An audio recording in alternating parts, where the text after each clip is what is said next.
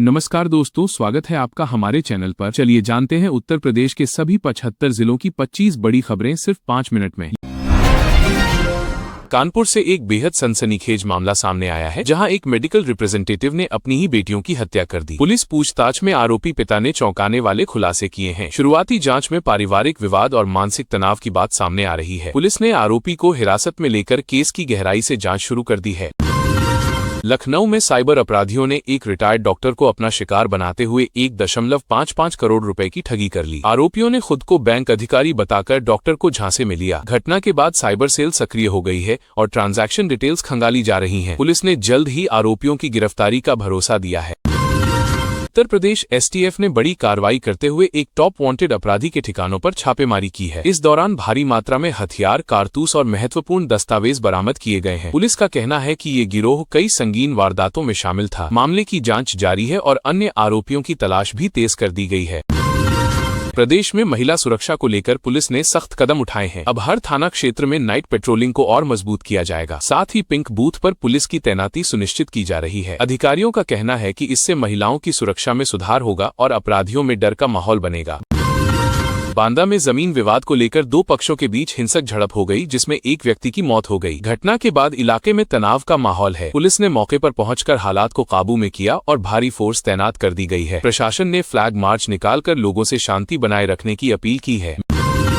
मेरठ से प्रयागराज को जोड़ने वाला गंगा एक्सप्रेसवे अब चर्चा का केंद्र बन गया है। इसके उद्घाटन से यात्रा समय में बड़ी कमी आएगी और विकास को नई गति मिलेगी। हालांकि इस परियोजना को लेकर राजनीतिक बयानबाजी भी तेज हो गई है। सरकार इसे ऐतिहासिक कदम बता रही है, जबकि विपक्ष कई सवाल उठा रहा है। उत्तर प्रदेश में मौसम ने अचानक करवट ली है। मौसम विभाग ने अगले 24 घंटों में आंधी और बारिश का अलर्ट जारी किया है। इससे तापमान में गिरावट आने की संभावना है। किसानों और आम लोगों को सतर्क रहने की सलाह दी गई है। कई जिलों में प्रशासन ने भी आपात तैयारी शुरू कर दी है। गर्मी के मौसम को देखते हुए बिजली विभाग ने सख्त निर्देश जारी किए हैं। निर्बाध बिजली आपूर्ति सुनिश्चित करने के लिए ट्रिपिंग और ओवरलोडिंग पर खास नजर रखी जा रही है। अधिकारियों को फील्ड में रहकर समस्याओं का समाधान करने के आदेश दिए गए हैं, ताकि उपभोक्ताओं को किसी तरह की परेशानी न हो। भीषण गर्मी को देखते हुए यूपी के कई जिलों में स्कूलों के समय में बदलाव किया गया है। अब कक्षाएं सुबह 7 बजे से दोपहर 12 बजे तक संचालित होंगी। यह फैसला छात्रों की सेहत को ध्यान में रखते हुए लिया गया है। शिक्षा विभाग ने सभी स्कूलों को निर्देश जारी कर दिए हैं। प्रदेश में सड़क सुरक्षा को लेकर बड़ा अभियान चलाया जा रहा है। बिना हेलमेट और ट्रिपल राइडिंग करने वालों पर अब ई-चालान काटे जाएंगे। एआई कैमरों के जरिए निगरानी को और तेज कर दिया गया है। अधिकारियों का कहना है कि इससे दुर्घटनाओं में कमी आएगी और लोग नियमों का पालन करेंगे। आंगनवाड़ी भर्ती को लेकर बड़ी अपडेट सामने आई है। रिक्त पदों के लिए चयनित उम्मीदवारों की सूची जारी कर दी गई है। अब दस्तावेजों के सत्यापन की प्रक्रिया शुरू हो गई है। संबंधित विभाग ने उम्मीदवारों को तय समय पर उपस्थित होने के निर्देश दिए हैं। आबकारी विभाग ने दुकानों के लाइसेंस नवीनीकरण की प्रक्रिया शुरू कर दी है। नई नीति के तहत सरकार राजस्व बढ़ाने की तैयारी में है। विभाग ने सभी लाइसेंस धारकों को समय पर आवेदन करने के निर्देश दिए हैं, ताकि किसी तरह की परेशानी न हो।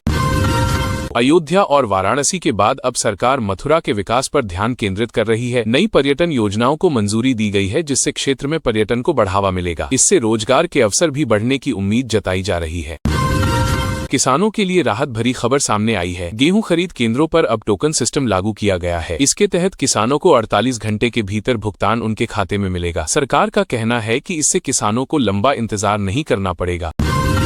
स्वास्थ्य सेवाओं को बेहतर बनाने के लिए जिला अस्पतालों में टेली कंसल्टेशन मशीनें लगाई जा रही हैं। इससे ग्रामीण क्षेत्रों के मरीजों को विशेषज्ञ डॉक्टरों की सलाह आसानी से मिल सकेगी। यह पहल स्वास्थ्य सुविधाओं को सुलभ बनाने की दिशा में बड़ा कदम मानी जा रही है। यूपी कौशल विकास मिशन के तहत रोजगार मेलों का आयोजन किया जा रहा है। इन मेलों में युवाओं को विभिन्न कंपनियों में नौकरी के अवसर मिलेंगे। सरकार का दावा है कि इससे बेरोजगारी कम होगी और युवाओं को बेहतर भविष्य मिलेगा।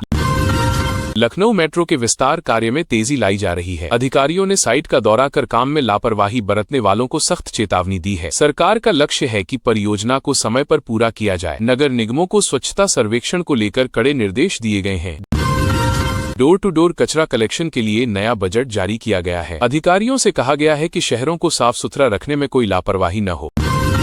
स्कूल और कॉलेजों में नशा मुक्ति अभियान चलाया जा रहा है। छात्रों को नशे के दुष्प्रभावों के बारे में जागरूक किया जा रहा है। यह अभियान युवाओं को सुरक्षित और स्वस्थ जीवन की ओर प्रेरित करने के लिए चलाया जा रहा है। वन डिस्ट्रिक्ट वन प्रोडक्ट योजना के तहत यूपी के हस्तशिल्प उत्पादों की विदेशों में मांग बढ़ रही है। सरकार अब ऑनलाइन मार्केटिंग के लिए नया पोर्टल लॉन्च करने की तैयारी में है, जिससे कारीगरों को बड़ा बाजार मिलेगा। गर्मी को देखते हुए पशुपालन विभाग ने अलर्ट जारी किया है। पशुओं को सुरक्षित रखने के लिए टीकाकरण अभियान चलाया जा रहा है। गांवों में पशु चिकित्सकों की टीम भी भेजी जा रही है ताकि समय पर इलाज मिल सके। प्रदेश में वन महोत्सव की तैयारी शुरू हो गई है। इस साल 30 करोड़ पौधे लगाने का लक्ष्य रखा गया है। मानसून से पहले पौधशालाओं में पूरी तैयारी कर ली गई है। यह अभियान पर्यावरण संरक्षण के लिए अहम माना जा रहा है। उच्च शिक्षा संस्थानों में डिजिटल लाइब्रेरी की सुविधा शुरू की जा रही है। अब छात्र कहीं से भी ई संसाधनों का उपयोग कर सकेंगे। यह कदम शिक्षा को आधुनिक और सुलभ बनाने के लिए उठाया गया है। सरकार ने महिला स्वयं सहायता समूहों को बढ़ावा देने के लिए नई पहल की है। अब सरकारी खरीद में इन समूहों को प्राथमिकता दी जाएगी। इससे महिलाओं को आर्थिक रूप से सशक्त बनाने में मदद मिलेगी। जिला मुख्यालयों पर जनता दरबार का आयोजन किया जा रहा है। डीएम और एसएसपी मौके पर ही लोगों की समस्याएं सुनकर उनका समाधान कर रहे हैं। इस पहल से आम जनता को राहत मिल रही है और प्रशासन पर भरोसा भी बढ़ रहा है।